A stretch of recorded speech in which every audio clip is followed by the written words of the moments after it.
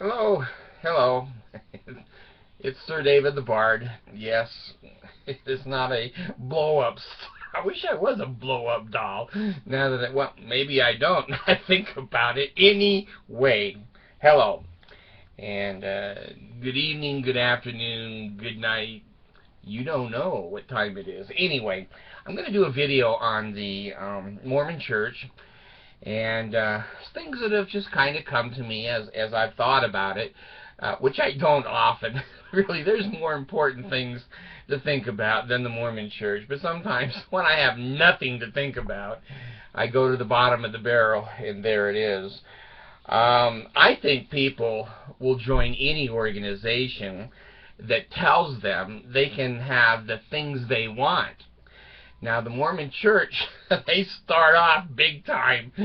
You can have as much sex as you want. You can have as many wives as you want. You can just roll from one bed to another. And the men all stand up in the world and go, baptize me! Baptize my ass!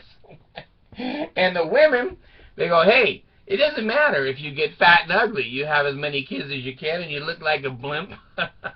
You look like the Goodyear blimp with legs. But the man can't get rid of you. He's married to you for eternity, so you have safety. You don't have to take care of yourself. And the women go, shit, I'm halfway there. Where do you line me up? Get a big font to baptize me. Well, then they'll tell you that you can live together with your family. Now, I don't know about you guys and your family. I don't even want to live down here with any of my family members. Maybe a son and a couple of daughters. But that, to some people, is really exciting. Like, maybe they could have done it anyway without the Mormon Church, but they're not taking any chances. Families are forever. Let me tell you. So are hemorrhoids. If you like them, go for it. Baptize me, baptize me. Well, now comes down to the lies. But you don't know they're lies until you've been in there 50 or 60 years, like I was, and I resigned, and I said, I went to my stake president and said, the blessings that you guys have promised aren't coming true.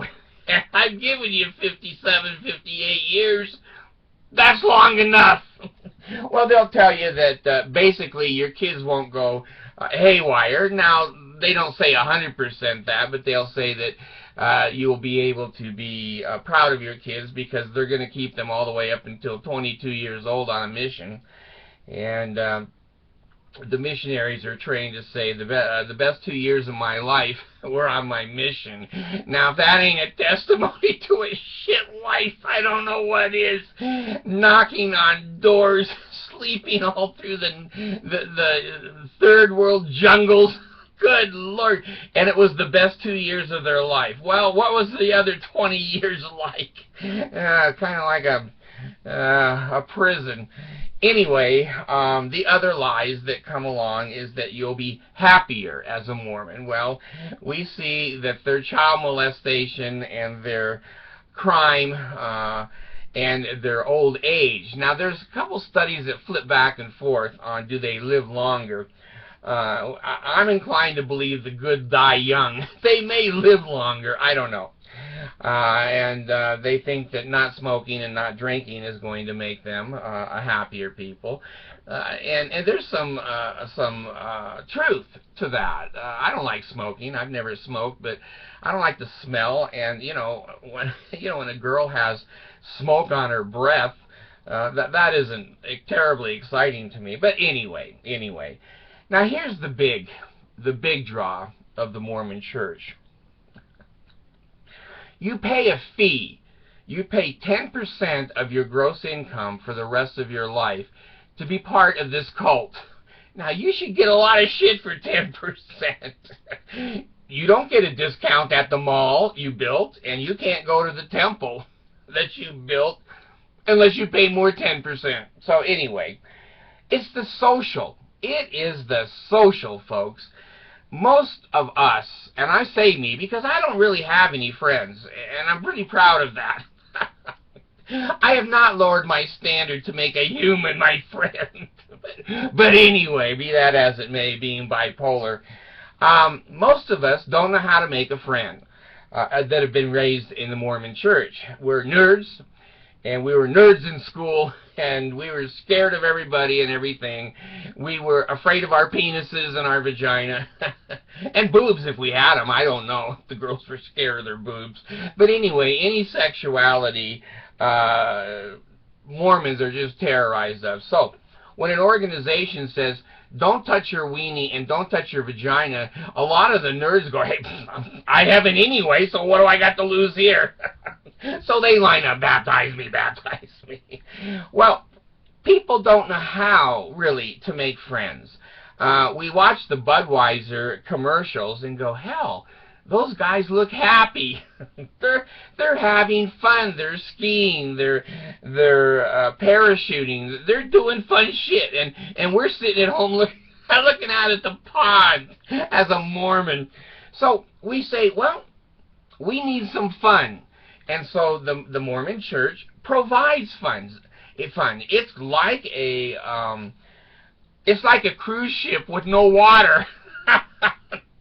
You have potluck dinners. Now you bring green Jello and the cheapest macaroni salad that you can make because you're so damn poor you can't bring anything that anyone wants to eat.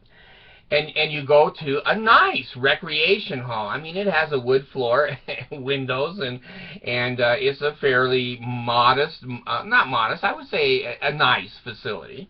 And they have tables with tablecloths, and they have servants. Now, no, they're not all black. They wish they were all black, but they're not. And no, they're not all gay. And no, they're not all polygamous. They are not the enemies of the Mormon Church. They are child labor. They get your children, and they go, you guys want to have a really fun activity? Let's go over and serve dinner to your parents, and then there's a dance afterwards. And if you want to see your parents dance, you can laugh your ass off. Come with us. So there's a party for the kids. So you get to go to the potluck dinner, and they always have opening prayer. They always have an opening song, and some asshole that thanks everybody that they're there. And by the way, any of you that can stay and help us put the tables away, the first front row, we see you volunteering. Please stay. So anyway, you wouldn't have had dinner with 50 nerdy people that week if you'd gone out yourself. You go over to Chuckarama, they're not that nerdy over there. Or Hometown Buffet. It doesn't matter. It's hard to find 50 nerds all having dinner, and you look good. When you compare yourself to the rest of the nutcases there, hey, you know, I could be the next bishop here.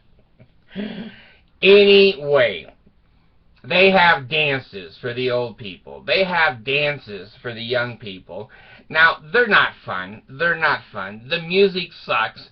Your skirts have to be down to your ankles. Boys have to wear ties. I used to wear my tie tied around my head and sticking down. And they go, that's shit, Dave. Don't do that. I had to put it on, you know. I'm always protesting. So that's not really fun. But in the Scouts, there's some Scouts. I hated Scouts. But there's some Scouts, they like to tie knots.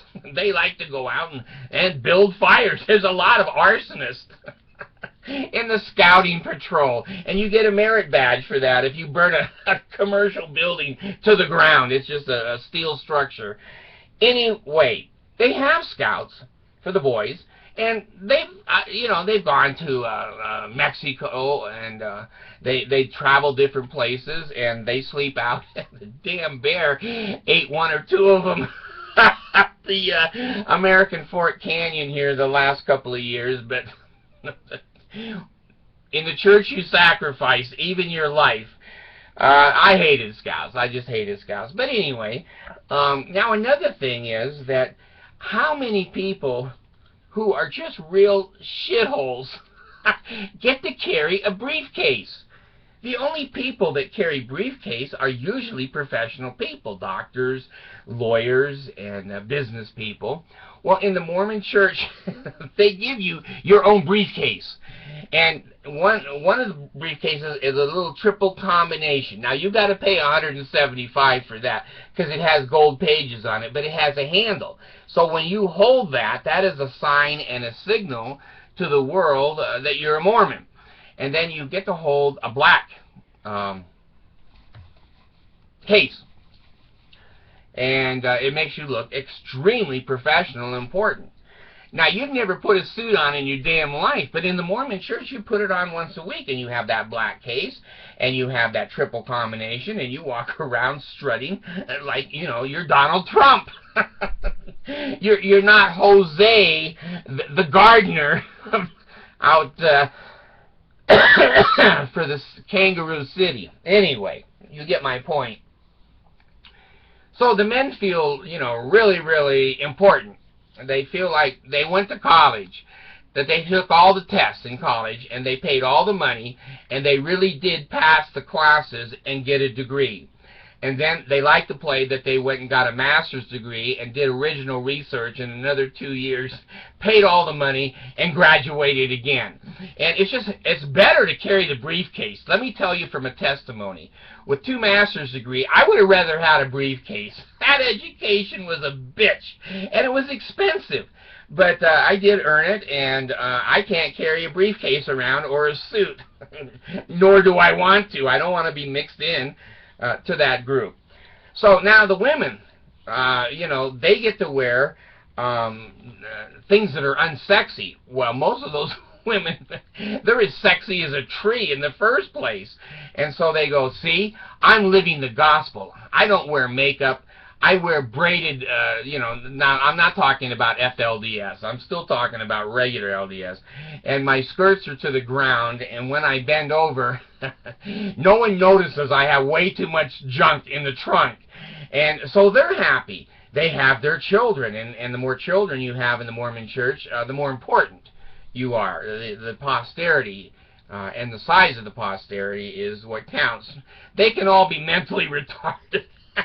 Like in the FLDS church, they interbreed and they have a retardation gene pops up every 3 or 4 kids. Be that as it may. Anyway, here is a cult offering these people these things. Now, they're also coming over and helping you put the roof on your house. That's bitchin'. And when you move, they pick up your damn furniture, and one guy's got a truck, and they move you. That's usually the elder's quorum, the high priest. Now, I'm not a high priest. I only made it to an elder. But the high priests are so damn old that they can't lift anything other than themselves as they run to the restroom. Anyway, there are some advantages to the social group. You don't have to go out on the street and wave signs that says, I'm moving, could anyone help me? It's there. Now, the Mormons do not, the general Mormons, do not know their doctrine, their policies, and their procedures. Their government and leadership is so far removed from the normal people, it's astounding. Most Mormons 30 and under know very little about Brigham Young, Joseph Smith, and the foundation, lack of foundation of the Mormon Church. And they're changing birth dates on polygamous girls that were 14 that Joseph was screwing with. And they're changing all kinds of historical documents so that they can become more mainstream. And the only reason they want to become more mainstream is they're losing money like hell. The big guys can't make the kind of money they used to, and with the recession, they want to be a Christian. You'll see crosses on their church not too long. You'll see crosses on their church. And Jesus is hanging up there like the Catholic Church. Anyway, I've continued to think, why do people go to the Mormon Church, and why do some people actually convert? They're losers. They're people with no personality. They're people that are divorced. They're people that can't find a job. They're uneducated people to start with. Now, people will say, well, he's a liar. You know, if you look at my, I'm going to diverse here. If you look at my comments, I don't erase them. Every asshole in the world is on there. And I never make specific comments because the people that make those kind of comments aren't worth even saying anything about. But you can say something on my show, anything you want. And if you're a Mormon, you can't do that in your own church. You will be excommunicated if you call your stake president an asshole. or you wish for his death. You can't do that. So I feel like I love my show because it's an outlet for frustrated Mormons. Now, please don't hump the computer screens. It's a verbal outlet. That's the only outlet I'm providing. So if you hate me and you hate the things I say, God, at least you can say something. Thank God, at least you can say something. And all the people that aren't Mormons look at your comments and just shake their head and go, holy shit, look at these people. And at least maybe you feel better. And you can go back and praise to the man and pele ale yourself, whatever you want. But I guess I'm the devil for some of those people, and hey, that's okay. Like I said, I don't make any comments because it's not worth talking to people like that. Anyway, socialization, that is the pull of the Mormon church. Now, I'll tell you, if it wasn't, why don't the Mormons quit meeting so much? They meet 3 or 4 hours on Sunday. They meet on Tuesday. They meet on Wednesday, Thursday, the High Council meeting. Friday, they may have some kind of a dance. Saturday, you're getting some, to re-roof somebody's house, or you're moving the old lady across the street, and Sunday comes around, and you're there again. You don't have a chance to go anywhere and make any friends. They control your time, and that's what a cult does. They don't want you making friends that go, what? Marrying 14-year-old girls? What's the deal? And you'll say, oh, we don't marry 14-year-olds. That's a lie. That's the internet. Everybody on the internet lies. 10 million websites. They're all lying. I love the Mormons. They're like children. They're like little 2-year-old children when you say, get in bed. No! They'll throw themselves down like an octopus, and their arms start flailing and flapping, and you're trying to carry them to bed, and they're squirming and squirming and kicking you. Some of them will bite you, and some of them will scratch you, and when you put them in bed, they bounce right out again. So what do? Velcro them in bed? Anyway, I wanted to at least share with you my ideas of why people join that religion. If you turn off the recreational and social part of that church would die within seconds. So for all the losers and all the nerds and all of the wannabes, please call your missionaries, pretend that you're not going to ask any questions, and get in that water, and you'll have 50 or 60 instant friends.